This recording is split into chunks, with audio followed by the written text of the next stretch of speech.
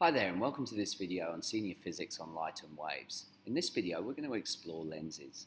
Now lenses are often made up of glass or plastic, and their result is to refract light. Now remember, as light moves from a less dense medium into a more dense medium, its speed is going to alter.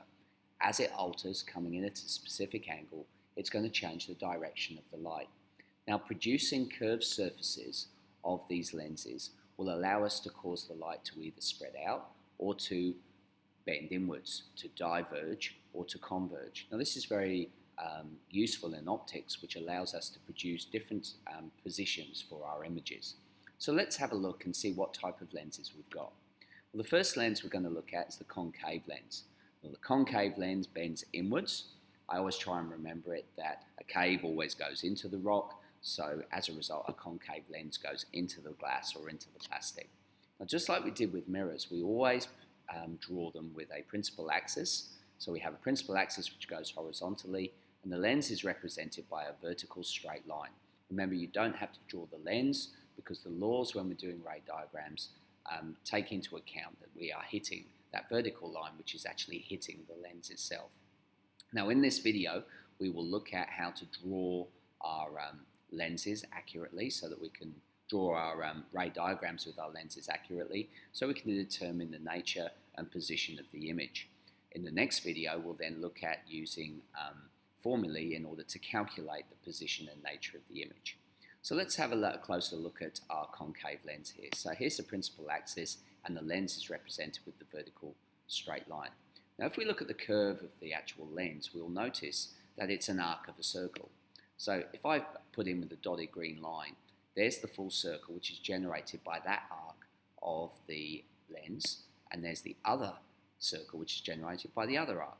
As a result, because we've got two circles, we now have two centres of curvature. Those two centres of curvature I'm going to label C and C dash.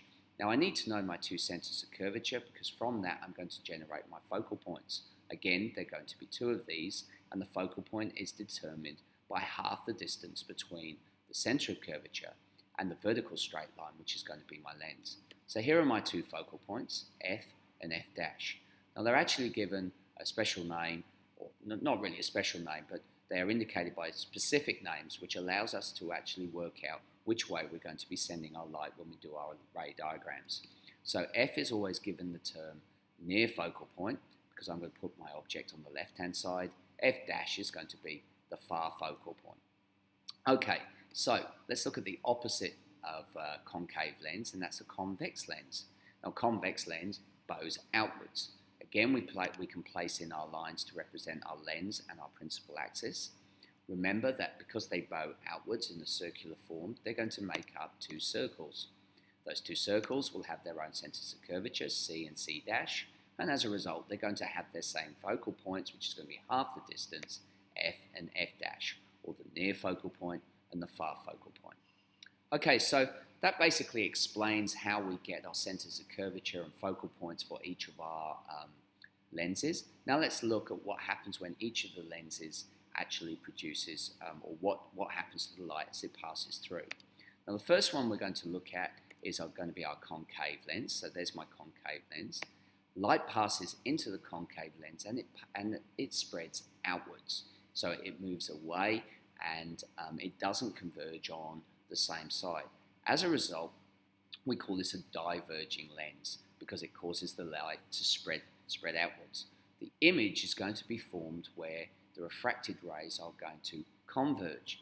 Now because on the right hand side they're passing outwards, it means that they must converge on the opposite side of the mirror. So we have to track back, and you can see there with the dotted yellow lines where we're tracking back from our diverging rays, and where they cross is going to be our image. Now, as a result, our image is going to be virtual because it's going to be on the same side as the object. Now, this is in directly opposite to mirrors, because if you remember, with a mirror, the virtual image is on the opposite side of the mirror, okay, because we can't basically place a screen and get the light to hit it. It's impossible. It's a trick of the mind's eye. So in this case, for concave lenses, we're going to get a virtual image which is formed on the same side as the object. Now the opposite of this obviously is our convex lens, which produces converging rays. Now converging rays, they will all meet together on the opposite side of the lens to the object. And you can see there, they're crossing there, and I is where our image is going to be placed. As a result, we can place a screen there because we've actually got actual rays hitting at that point, and as a result, we can say that our image is real. Okay, so let's see how we draw our diagrams. So first up, we're going to look at our concave lenses. So I set up the normal profile that I did with lenses, except in this case, I'm going to have my two centers of curvature and my two focal points. Now remember, it's not necessary to put in the center of curvature, it's already been given to you. If the focal point's already been given to you, the only time we put the centers of curvature in are literally to calculate where the focal point is likely to be. So in this case, I've got my object, which is my arrow, which is basically between the center of curvature, the near center of curvature, and the near focal point. So what's the first law? Well, it's just like we did with mirrors. The first law basically goes parallel to the principal axis. Now remember, because we're dealing with concave lenses, we are going to be diverging. So on the right hand side, it's going to be spreading out. Now how do I work out my angle?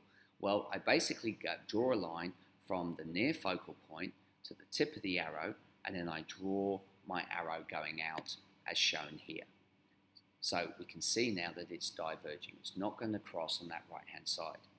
So for the second law, we basically go from the top of our object through the far focal point. Now I draw up a line as far as the lens. When it hits the lens, it then runs parallel with the principal axis, as you can see there. Now there is then a third line which is generated from the top of the object and goes right through the middle between the lens and the principal axis, and that's shown in green there. Now, obviously we've got no lines which are converging, so I'm going to have to start to track back. So I track back from my first law, that you can see there in yellow, and you can see it's tracking back through the near focal point, and I track back from my horizontal blue line, and you can see that the green line and the two yellow lines converge on the same side as the object, hence that is where the image is, and our image is set to be virtual. Okay, so let's have a look at convex lenses. So I start off again with my same diagram.